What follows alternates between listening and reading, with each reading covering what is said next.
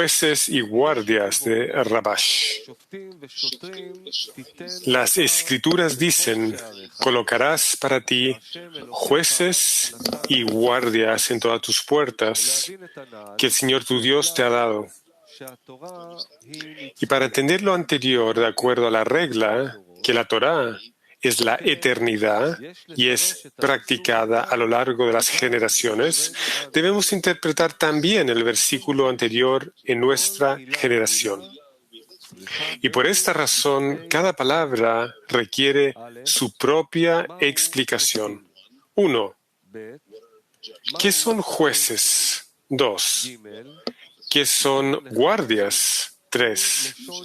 Colocarás para ti. Está en singular.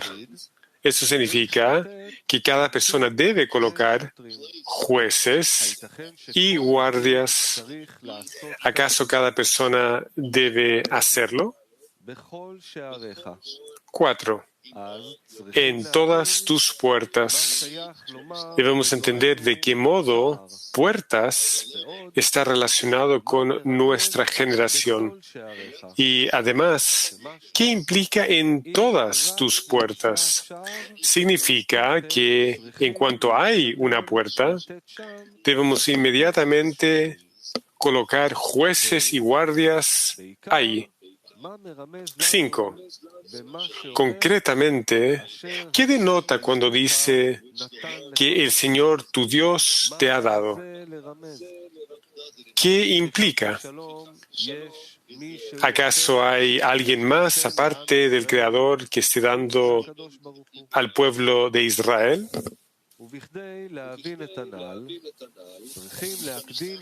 Para comprender lo anterior, debemos mencionar lo que dijimos en los artículos anteriores. 1. El propósito de la creación desde la perspectiva del Creador. 2. El propósito de nuestro trabajo cuando observamos la Torá y mitzvot, es decir, a qué grado debemos llegar por medio del remedio de la observancia de la Torá y mitzvot. Se sabe que el propósito de la creación es hacer el bien a sus creados, es decir, que reciban de él las criaturas el deleite y placer según su habilidad, sin ninguna restricción. No obstante, dado que él quería que su trabajo fuera completo, es decir, que no hubiera pan de la vergüenza, hubo un simsum, restricción y ocultamiento. Esto significa que no hay revelación de la luz en los kelim, que trabajan con la intención de recibir. Solamente una vez que el kli, llamado deseo de recibir, se haya corregido para trabajar con la intención de otorgar, entonces, de acuerdo con su capacidad para aspirar a otorgar, en esa medida aparece la abundancia. Antes de esto, ven la forma opuesta de la revelación. Solo sienten ocultamiento. De esto se deduce que aquí, solamente después de que tuviera lugar el simsum, comienza el trabajo de los inferiores. El objetivo debería ser que todos los pensamientos y acciones sean solo con una intención: otorgar. Sin embargo, esto hace que surja la pregunta: ¿cómo puede existir tal cosa? Es decir, dado que el hombre nace como un asno salvaje, ¿de dónde sacará la fuerza para salir de la naturaleza con la que fue creado? Y para este propósito se nos dio el trabajo de observar la Torá y mitzvot. Es decir, el hombre, al observar la Torá y mitzvot, debe aspirar a que éste le traiga la fuerza para aceptar cambiar todas sus pasiones y ambiciones de modo que giren en torno a cómo y con qué puede otorgar contento a su hacedor. Antes de que el hombre comenzara el trabajo de otorgamiento, pensaba que este asunto de observar la Torah y Mitzvot le traería éxito y bendiciones para poder deleitar a su cuerpo. Es decir, que al observar la Torah y Mitzvot, el cuerpo obtendrá este mundo y el mundo venidero. Sobre esta base se construiría un fundamento para sí mismo, para que esa base sea la razón que le obligue a observar Torah y Mitzvot con todo detalle y tener así la fuerza para superar la pereza de su cuerpo y prevalecer para alcanzar la recompensa. Es como aquellos que trabajan en el mundo material para ganarse la vida. El cuerpo también se resiste a trabajar en la corporalidad, ya que preferiría descansar, pero el pago material que ve y que es para beneficio del cuerpo, le da la fuerza para prevalecer. Del mismo modo, cuando la recompensa por el trabajo es una recompensa para el cuerpo, tiene la fuerza de superar todos los obstáculos en su camino. Dado que la recompensa que espera es solo para sus propias necesidades, el cuerpo no se opone. Es decir, aunque el cuerpo disfruta del descanso, cuando se le dice, deja tu descanso y tendrás un placer de tal modo que este placer que obtendrás mediante el trabajo será mayor que el descanso, o que el placer que recibirás al renunciar al descanso es más necesario que el placer que hayas en el descanso, porque mediante estos placeres podrás seguir existiendo en el mundo o de lo contrario, no podrás existir. Sobre todas estas cuestiones, el cuerpo tiene la fuerza para sobreponerse y renunciar a pequeños placeres a fin de obtener una recompensa mayor que su trabajo. Es decir, la recompensa, le compensa la remuneración por esas concesiones que le pide al cuerpo que haga para llegar a ser más feliz de lo que es ahora, antes de renunciar a los placeres. Pero, cuando el cuerpo se le dice, trabaja en otorgamiento, es decir, que al observar la Torah y Mitzvot, será recompensado con deleitar al Creador. En otras palabras, que a la persona se le dice, renuncia a tu amor propio. ¿Cuál será la recompensa? Que el Creador disfrutará con el trabajo de observar la Torah y Mitzvot. En ese momento, el cuerpo de inmediato interroga con el argumento de quién y qué. Es decir, ¿qué ganaré con que el Creador disfrute de mi trabajo? ¿Y cómo se puede trabajar sin recompensa? Este es el argumento de quién, que no desea trabajar. El cuerpo dice, estoy dispuesto a trabajar como todo el mundo, pero no bajo esas condiciones. Es decir, si renuncio a mi amor propio, y hago todo para que el Creador disfrute, ¿cuál será mi ganancia en este trabajo? Cuando uno vence todos los argumentos del cuerpo y piensa que ya tiene la fuerza de superar la naturaleza del cuerpo, es decir, que ahora siente que ya puede concentrar sus pensamientos para que solo sean con la intención de otorgar. De pronto, el cuerpo llega con nuevas quejas.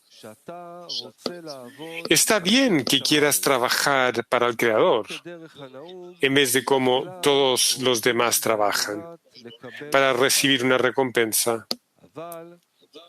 Sin embargo, sería bueno que, dado que ya te has esforzado durante un tiempo, recibieras fuerza desde arriba para poder recorrer el camino del otorgamiento. Pero ya ves que te han dado mucho trabajo y no has avanzado nada.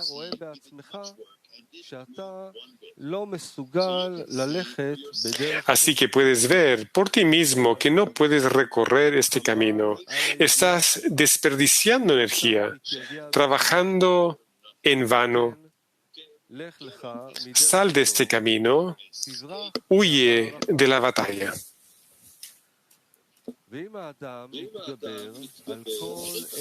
Si el hombre consigue superar todos esos argumentos del cuerpo, este viene y le revela nuevas cosas para las que él no tiene respuesta. Con todo esto, pretende apartarlo del trabajo. El cuerpo le dice, se sabe que cuando una persona empieza a estudiar una ciencia, avanza cada vez más. Si tiene talento, progresa más rápido. Y si tiene menos talento, avanza más despacio. Y cuando la persona ve que no avanza en absoluto en esa ciencia, se le dice, esta ciencia no es para ti. Tú necesitas aprender una profesión. No eres apto para aprender estas ciencias. Vemos que esto es lo habitual y razonable. Pero aquí el cuerpo argumenta. Ves que después de todos los esfuerzos que has hecho en el trabajo de otorgamiento, no has avanzado ni un paso, sino al contrario. Es decir, antes de que comenzara el trabajo de otorgamiento, no estaba tan inmerso en el amor propio.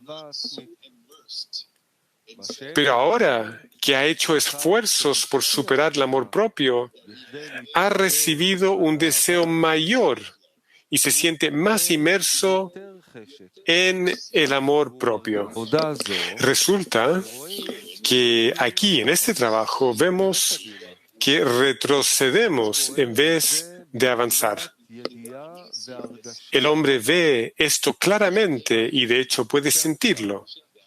Es decir, previamente, antes de empezar a superar el amor propio, pensaba que era bastante fácil renunciar al amor propio para ser recompensado con la espiritualidad.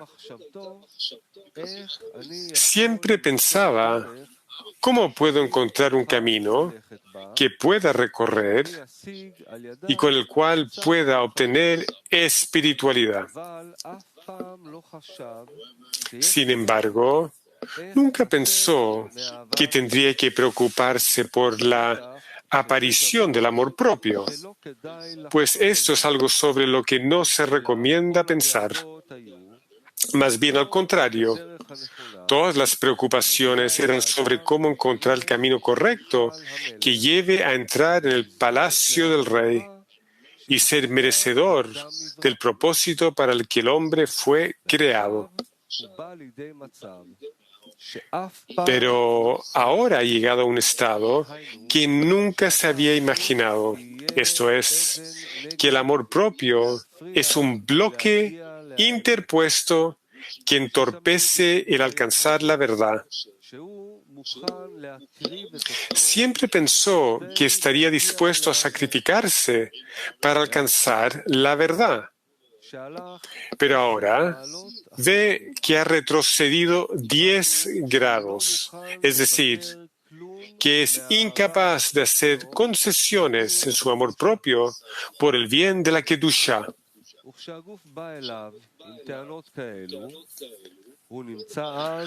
Cuando el cuerpo llega a él con tales argumentos, sucumbe ante esa carga. En ese momento llega a un estado de desesperación y desidia, y quiere huir de la batalla, ya que ahora ve que todos los argumentos del cuerpo son ciertos.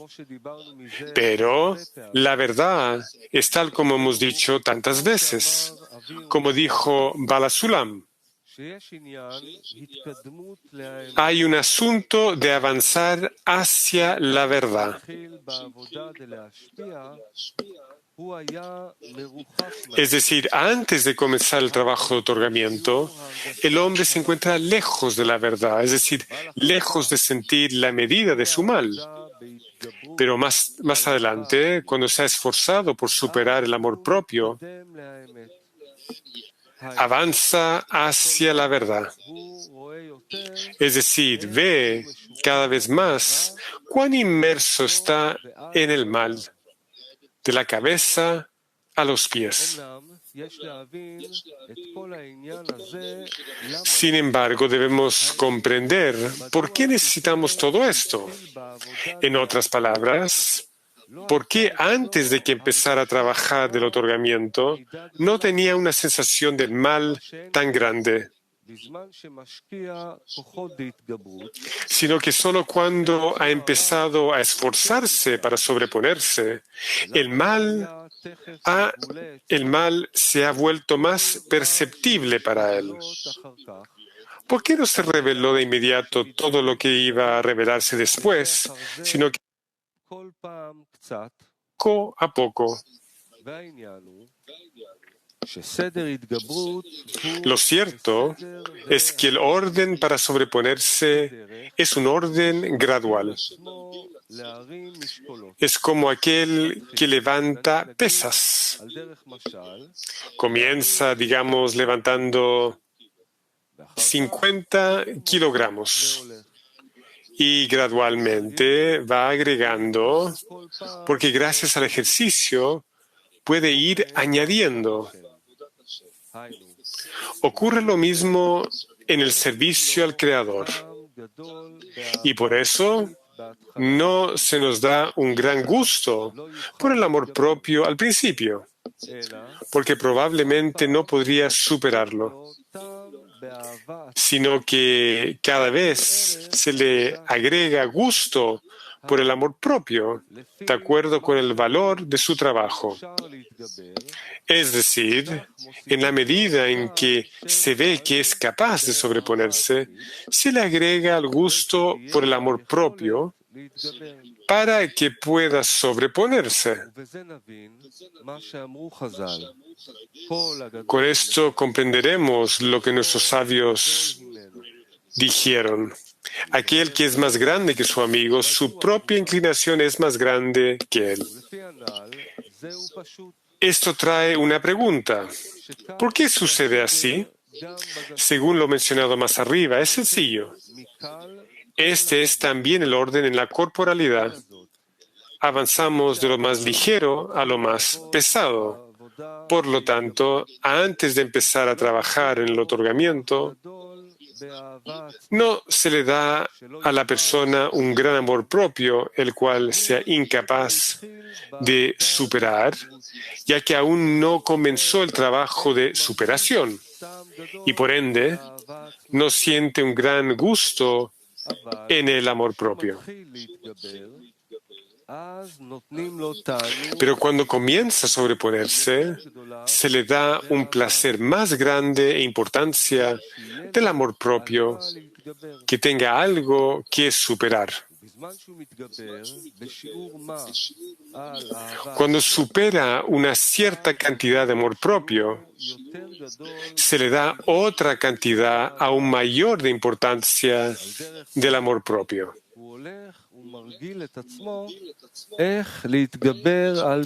De este modo se acostumbra gradualmente a superar placeres para lograr decir que todo lo que recibe es solo con la intención de otorgar. Resulta que el amor propio se vuelve cada vez más difícil de superar porque cada vez el deseo de recibir adquiere más importancia y de ese modo puede tener un lugar donde trabajar la superación.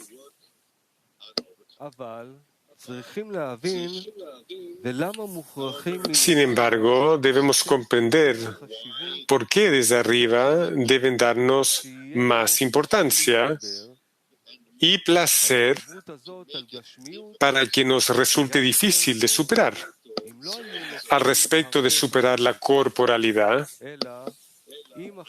sería mucho mejor si no se nos diera esa gran importancia, sino que la importancia que sentimos por el amor propio al inicio de nuestro trabajo fuera lo suficiente para superar la corporalidad y poder comenzar de inmediato el trabajo espiritual. Pero, ¿por qué debo hacer gratuitamente este trabajo de superar el amor propio en los asuntos corpóreos? Pese a que cada vez tenemos más que superar. Porque hay que trabajar en el amor propio, el cual hace referencia a la corporalidad. No obstante, es una gran corrección. Se sabe que los numerosos placeres que sentimos en los placeres corpóreos solo son una delgada luz comparada con lo que hay en los placeres espirituales. Resulta, por lo tanto, que incluso después de que uno ha pasado la prueba de superar a los placeres corpóreos, que solo se pueden corregir con la intención de otorgar, esta prueba únicamente es válida para los pequeños placeres que uno puede superar y no recibir si no puede hacerlo con la intención de otorgar. Pero no ocurre así con los grandes placeres. Y al hombre no se le pueden dar placeres espirituales que no podría evitar tomar con la intención de recibir.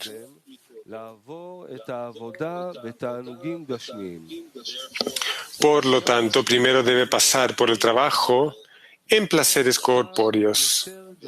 Y ahí le serán dados placeres cada vez mayores que cuando comenzó el trabajo. Antes de comenzar el trabajo, podía saborear el gusto del placer, tal como se suele dar en los placeres corpóreos. Pero aquel que ya ha comenzado el trabajo de otorgamiento y quiere ser recompensado con la espiritualidad, se le da más gusto por la corporalidad que de costumbre.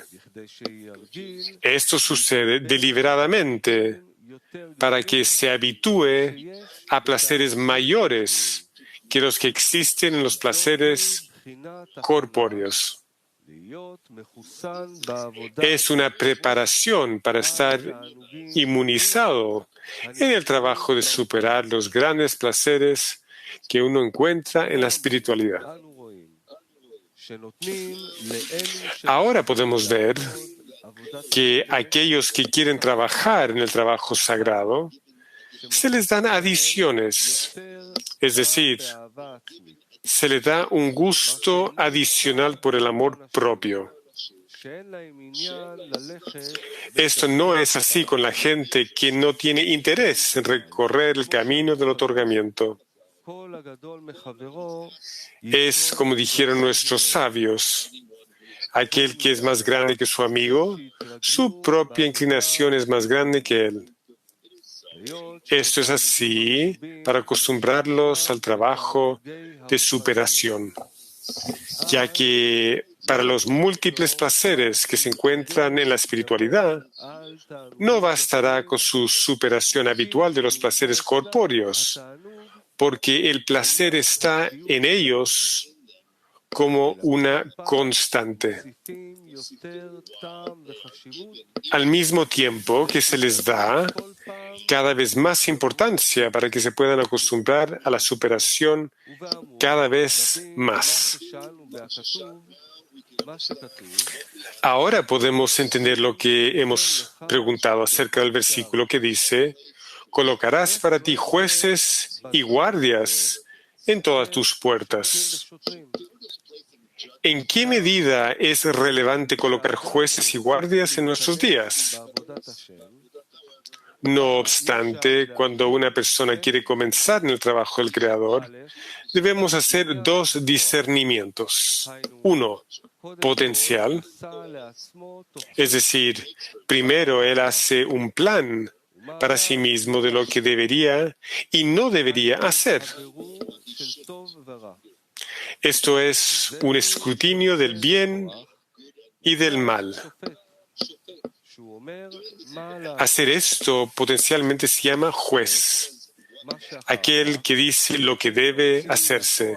Dos, después debemos ejecutar lo que era potencial. La ejecución se llama guardia.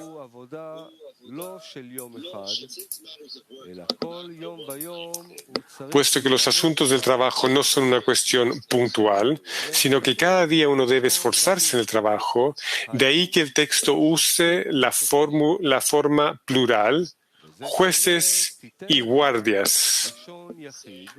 Cuando afirma, colocarás para ti en singular, viene a decirnos que este trabajo pertenece a todos y cada uno de los individuos. Por eso dice, en todas tus puertas, debemos interpretarlo literalmente. Es decir, que una puerta es el lugar de entrada. Eso significa que siempre que una persona quiere comenzar el trabajo del Creador, debe organizar el trabajo de dos maneras: en potencial y en la práctica, que son los jueces y los oficiales. Sin embargo, en relación a lo que dice en todas tus puertas, debemos interpretar de acuerdo a lo que vemos, que hay dos tipos de vida en nuestro mundo. Una, vida corpórea. Dos, vida espiritual. Resulta de esto que tenemos dos puertas. Una puerta semejante a la puerta de una prisión. Esto es similar a lo que está escrito en la plegaria de agradecimiento que decimos en la víspera de Shabbat, en la plegaria vespertina: moradores en tinieblas y sombra de la muerte, prisioneros en miseria y hierros. El Metzudat David interpreta aquí: aquellos que se sientan en un lugar de oscuridad están amarrados por cadenas y los atormentan y por grilletes de hierro. 2. Una puerta semejante a la puerta del rey, como está escrito: y Mordejai se sentó junto a la puerta del rey. En cada puerta hay guardias que hacen guardia, pero cada uno de los guardias actúa de forma contraria. Es decir, los guardias de la prisión vigilan que ningún prisionero escape de la cárcel, mientras que los guardias de la puerta del rey vigilan que nadie atraviese la puerta del rey. La cuestión es que aquellos que están inmersos en el amor propio y no tienen comprensión ni sensación de nada más allá de los placeres corpóreos, se consideran que están en prisión y los guardias no dejan que salgan. ¿Por medio de qué fuerzas los guardias les impiden salir? En el momento en que un guardia ve que él quiere salir del amor propio y comenzar el trabajo de otorgamiento, agrega más placer en el amor propio. Con esto quedan amarrados con cadenas de hierro para que no puedan salir de ahí. Después de prevalecer, cuando los guardias ven que los prisioneros quieren escapar del amor propio y empezar a adentrarse en el amor al Creador, inmediatamente les dan más gusto y más importancia, hasta un punto en que el que nadie jamás pensó que merecía tanto la pena permanecer en el amor propio como sienten ahora. Que el amor propio no es una cuestión sencilla, como está escrito. Aquel que es más grande que su amigo, su propia inclinación es más grande que él. Por medio de esto, los guardias pueden vigilar que nadie escape de la prisión. Pero el rol de los guardias situados en la puerta del rey es no dejar entrar a nadie por la puerta del rey. ¿Cuál es la fuerza con la que pueden sobreponerse aquellos que quieren entrar en el palacio del rey? Es como está escrito en la introducción al estudio de las 10 Sefirot. Es como un rey que quiso seleccionar para sí a los más leales entre los súbditos del reino y traerlos para trabajar dentro de su palacio. ¿Qué hizo entonces? Promulgó un decreto por el que todo aquel que lo deseara, joven o viejo, viniera a su palacio para ocuparse de los trabajos allí dentro. No obstante, ordenó a muchos sirvientes que vigilaran la puerta del palacio y les ordenó que obstruyeran ingeniosamente a todos los que se acercaran al palacio. Por supuesto, todas las personas del país comenzaron a correr hasta el palacio del rey, pero los dirigentes guardias los rechazaban astutamente. Muchos los superaron y se aproximaron a la puerta del palacio, pero los guardias situados en la puerta eran los más diligentes, y si alguien se acercaba a la puerta, lo desviaban y lo apartaban con gran astucia, hasta que se desesperaba y regresaba como había venido. Y así iban y volvían. Solo los héroes entre ellos, aquellos cuya paciencia persistía, derrotaban a los guardias y abrían la puerta. Inmediatamente eran recompensados con contemplar el rostro del rey, quien los designó a todos a su lugar apropiado. Por lo tanto, resulta que los guardias en la puerta del palacio del rey obstruyen con toda clase de argumentos, como no es para ti la entrada al palacio del rey, e inventan razones para cada quien, para que estas personas comprendan que no les merece la pena esforzarse en vano. Y sobre todo, mediante todo tipo de argumentos, tienen el poder de obstruirlas y apartarlas de la batalla del trabajo sagrado. Este es el significado de en todas tus puertas, es decir, en la puerta de la prisión y la puerta del rey. Ahora explicaremos el final del versículo donde acaba que el Señor tu Dios te ha dado.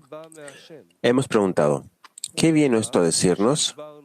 Pues se sabe que todo viene del Creador. Sin embargo, como hemos explicado anteriormente, para aquel que quiera ser salvado de todos esos argumentos de los guardias, solo hay un consejo: fe por encima de la razón.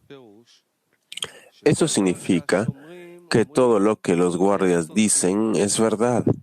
Sin embargo, el Creador es misericordioso y clemente y escucha la plegaria de cada boca.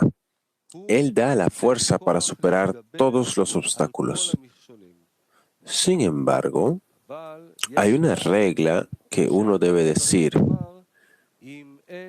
si yo no soy para mí, ¿quién será para mí? Es decir, uno debe esperar a que el Creador lo ayude a prevalecer. Al contrario, uno no debe esperar que el Creador le ayude a prevalecer. Al contrario, debe superarlo por sí mismo y hacer todo lo que pueda y pedir solamente al Creador que le ayude a superar, es decir, que lo ayude. Si la persona lo intenta por todos los medios, entonces debe pedir al Creador que ese esfuerzo dé frutos. Ahora bien, uno debe decir que el Creador trabaje por él. Uno no debe decir que el Creador trabaje por él, sino que el Creador le ayude en su trabajo para que pueda triunfar y lograr el bien. De acuerdo con esto, dado que el hombre es el trabajador y el Creador solo lo está ayudando, el hombre hace un cálculo sobre por qué ha sido recompensado con estar más cerca del Creador que los demás. Es porque otros no se esforzaron tanto con el trabajo por encima de la razón, ni ignoraron los argumentos del cuerpo, tal como él lo hizo constantemente, prevaleciendo en su trabajo y no prestando atención a sus pensamientos de desesperación con los que el cuerpo pretendía que fracasara. Resulta que uno puede decir: mi fuerza y el poder de mi mano me han conseguido esta victoria. En ese sentido, el versículo dice que uno debe saber que el Señor tu Dios te ha estado dando, que este es el hecho, el único regalo del Creador, es decir, el hecho de que tuviste la fuerza para colocar jueces y guardias en todas tus puertas no fue sino un regalo del Creador.